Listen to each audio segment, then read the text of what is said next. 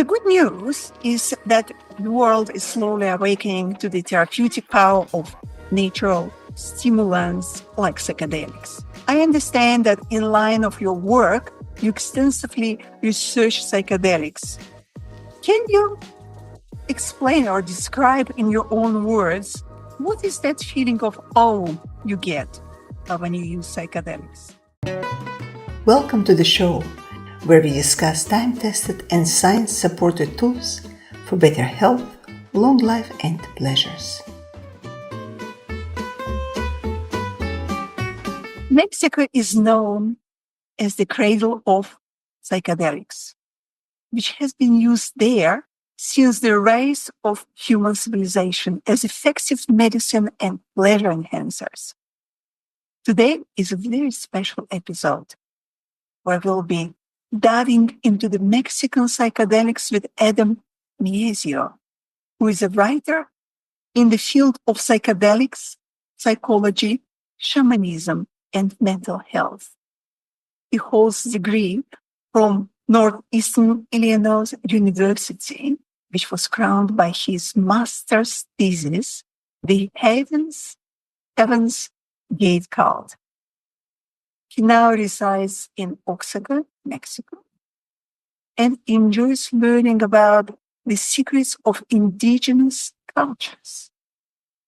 He believes that a good street taco with salsa verde and a Victoria is a peak experience. Welcome to the show, Adam. Hi, Lillian. Thank you very much for having me. Looking forward to the conversation. The good news is that the world is slowly awakening to the therapeutic power of natural stimulants like psychedelics. I understand that in line of your work, you extensively research psychedelics. Do you personally use them? Yes, I do. I've used psychedelics many, many times. I started using psychedelics when I was 18, and I've used them in just about every context you can imagine, whether recreational, spiritual, and or therapeutic. And I've done a number of indigenous psychedelic ceremonies and non-psychedelic indigenous ceremonies here in Mexico too. In this case, can you explain or describe in your own words what is that feeling of awe you get when you use psychedelics? Sure. This is one of my favorite subjects when it comes to psychedelics, because we often say or use the word awesome without really knowing what it means. Now, awesome means usually something like great. So the actual definition of awe, it's an emotion variously combining dread, veneration, and wonder that is inspired by authority or by something sacred or sublime. The archaic definition is dread or terror. So a lot of people lose this part of awe. It can be, dread or terror or the sacred or the sublime, and not just or, but both at the same time. The best example of this is the overview effect. The overview effect is the phenomenon that astronauts experience when they are in space and they see the Earth. They get this combined experience of the sublime and the sacred with terror and dread at the same time because of the realization of how small the planet is and then how much smaller they are being from that planet. So this is something that psychedelics can do without having to go to space. They can give you a connection to something bigger and give you this experience of mystical union, or also some people call it a unitive experience. And this can produce feelings of awe. And these experiences of psychedelic awe, they have many psychological and pro-social effects. So some of the psychological effects are small self, your ego shrinks down, you're able to see in a bigger perspective around you and think about other people more often in different ways. Humility is improved, your worldview is changed, you have increased feelings of interconnectedness, you have a positive mood, your well-being improves, and your life satisfaction improves, in addition to decreased materialism, increased spirituality. And these are all long-lasting, long-term effects. And then in terms of pro-social benefits, there you have more kindness, generosity, you help others more, you have more empathy, and you're able to take perspectives better. So awe is a very complex, subtle, and nuanced experience that's vital to any psychedelic journey. Thank you, Adam. Let's talk about stress. We cannot avoid stress. It is part of our living. Everyone gets its share, but when it comes to reducing stress, some people take medication, others binge on food, alcohol, or psychedelics.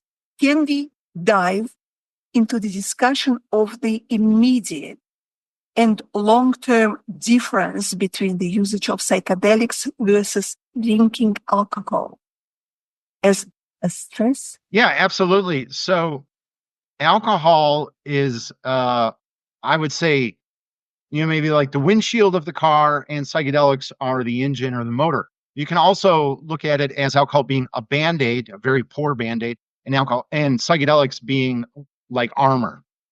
So they work in very, very distinct, different ways in that psychedelics are proactive and alcohol is reactive. So it's like weakness versus resilience. Alcohol is kind of a weak way of dealing with stress, and psychedelics are a resilient way of dealing with stress. Psychedelics work on the serotonin receptors in your brain, like the 5-HT2A and the 5-HT1A receptors. And these receptors primarily engage with serotonin. And serotonin is one of what I call the happy brain chemicals. And so psychedelics have very similar molecular structures to serotonin. That's why it works on the same receptors in the brain as serotonin. So, for example, LSD, mescaline, and psilocybin, they all have very similar molecular structures to serotonin. So that's why it works on those receptors. Whereas alcohol, it increases GABA activity, and it's GABA is a neurotransmitter that reduces neuronal excitability. It's a sedative and it's relaxing, and it essentially numbs stress and anxiety. It just kind of washes over the top of it. It doesn't get at the root of the cause of the stress or anxiety. It doesn't address the underlying issues. So the stress relief with alcohol is short term. It's quick, it's fleeting, it's temporary relief that it dulls emotional sensitivity. And then in the long term, maybe in the midterm to long term, it increases stress, anxiety, cortisol, which is the stress hormone, mood instability, it disrupts sleep, and then there's an addiction risk. So psychedelics are more of a tool for deeper psychospiritual work and less superficial and not as much of a distraction. In the end, psychedelics work on resolving the deep underlying issues. Let's talk about addictions. Well, being from Russia, I know how many people suffer from addiction to alcohol. You live in beautiful Mexico, where you write about psychedelics.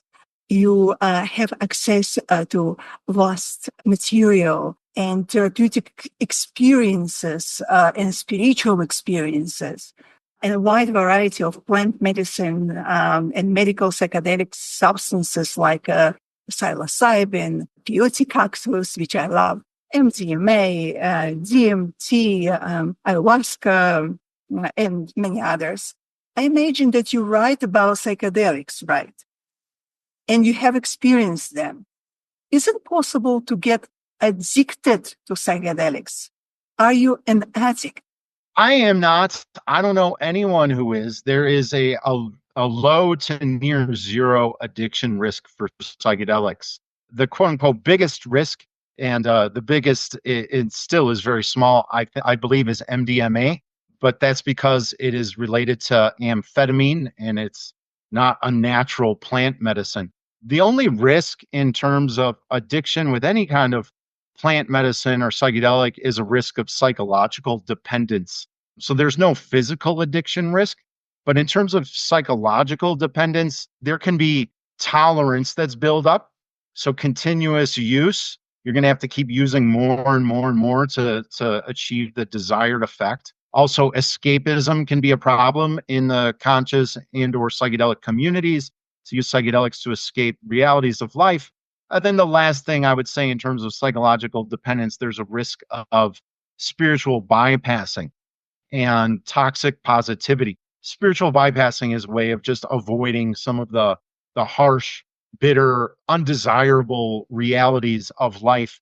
And then kind of downstream of that, one of the ways that that's exhibited is through toxic positivity, which means that people are always positive no matter what and will never ever admit to something being negative or bad or undesirable. And so this is something that's sometimes common with people, is this type of behavior. Psychedelics are used everywhere. It's not just particularly in Mexico or United States or anywhere else. They are everywhere and have been used for millenniums. During my last expedition to Middle Asia, I tried a mild psychedelic. It's green stuff called naswoi. You have to put it under the tongue. It's a mix of smokeless tobacco butter and slacked lime. It had been used by indigenous people there since ancient times to balance health, mind, spirit, and even to enhance carnal pleasures. Details of this story will be accessible below this video. Well, in the meantime, I believe that you recently attended to a historic event in Mexico City. I'm talking about the Second International Summit of Science and Consciousness, where the most influential voices in medicine, politics, and mental health explored tradition, science, and psychedelics as the remedy that would cure the world from its current mental health crisis. Can you give us a short recap of that remarkable event? Yeah, absolutely. So it was the first, as you mentioned, first psychedelic event conference in Mexico. And it's very interesting because there's a different approach to psychedelics in Mexico than in the United States. So one of the big themes I felt was science versus mysticism. The psychedelic revival in the United States is being driven by science, whereas in Mexico, it's being driven by mysticism. There's millennia and millennia worth of psychedelic indigenous traditions and mysticism in Mexico, which are largely non existent and unknown in the West, particularly the United States. So it's very much yin and yang, night and day. And it's going to be interesting to see how these two approaches engage and interact over the coming years and over the next decade. And then another takeaway was psychedelics versus alcohol. One of the speakers said something that most countries in the world that have embraced alcohol over the millennia have shunned or marginalized psychedelics. And a huge light bulb went off over my head. I was like, oh, wow. Yeah, that's absolutely true, I think, when you think about it. There are a few exceptions. One is Egypt. Egypt did have a psychedelic drink that also had alcohol in it. This was just in a Newsweek article that came out a few weeks ago. And then one of the other exceptions, which is highly ironic, is Mexico. So there's a lot of people that certainly like their alcohol and beer in Mexico. So they found a way to allow alcohol and psychedelics to simultaneously exist, which I would say is probably a rarity in the world. And then the last big theme from the conference, the summit, was economic reality versus psychedelic access. Psychedelics in the West are going to be cost prohibitive for a lot of people and also maybe not be covered by insurance for things like psychedelic therapy. So how do we ensure that people have psychedelic access to these medicines and these therapies, even though they might not have insurance that covers it or may not have the money that they can pay out of pocket for these treatments and therapies? So it's very important to make sure that psychedelics retain this access for everyone, that everyone has sovereignty over their consciousness and an ability to heal themselves or to explore or to discover regardless of cost or price. Would you be able to find an affordable and safe place on this planet for people to experience the magic power of medicinal psychedelics? There's too many to suggest just one. I would say two of the better countries now are Mexico and the United States. There's a lot of options available in both those countries. Psychedelics are not one size fits all. There's a lot of factors to consider, like a person's health, contraindications. There are a few health contraindications that people should be aware of, maybe like heart issues. There are some mental disorders or issues that can be a problem, like schizophrenia and bipolar, and then also any kind of prescription medications that people take. So I can't suggest one place for everyone, but a good place to look is the website Retreat Guru. Retreat Guru does reviews of retreats all over the world that are submitted by the participants and the attendees. So you can find one maybe closer to your part of the world or where you live. And, that's also another thing to keep in mind is that sometimes, there are bad things that can happen with psychedelics and psychedelic retreats. These things aren't very often, but they can happen, like destabilization, which is when people have difficulty integrating what they've experienced during a psychedelic journey back into baseline reality, and they can maybe need proper mental and psychological care afterwards. There's also hallucinogen persisting perception disorder, where people keep having hallucinations after the journey or the medicine has worn off in the coming days and weeks, even months. Also, sexual impropriety is an issue at times. And finally, cults. Yeah, there are cults out there. Some are psychedelics, some are not. And at this time in the world, with a lot of the things going on, especially the psychedelic revival, that can be a risk for people. So I would suggest that people do their homework and do the research. And always the best way to find a place to go is by knowing someone or word of mouth. Some of our listeners might have questions. Is it okay if they would reach out to you, Adam? Some of our listeners write books or academical papers. Would you mind if we would display your email address or contact details under this video? Yeah, that would be fine. I'm more than happy to help people and speak with them or help them with any questions that they have. I'd be delighted for anyone to reach out. I'm willing to help anytime. Thank you so much, Adam. Thank you for joining us on this show. And I hope that this episode not only satisfies our audience's curiosity, but also will inspire some of people to take action and enjoy a healthier, happier, and better life moving forward. Thank you very much for having me, Lillian. It was a pleasure. Absolutely delighted to speak with you and your audience today. Take care and stay awesome. Thank you. If you enjoyed this episode, please subscribe to our YouTube channel so you won't miss any of the new episodes. If you have questions, comments, or suggestions, please put them below the video. I do read them. If you are looking for a good, reliable source of specific ingredients, experts, services, or products, click on the resources link under this video. To health, long life, and pleasures.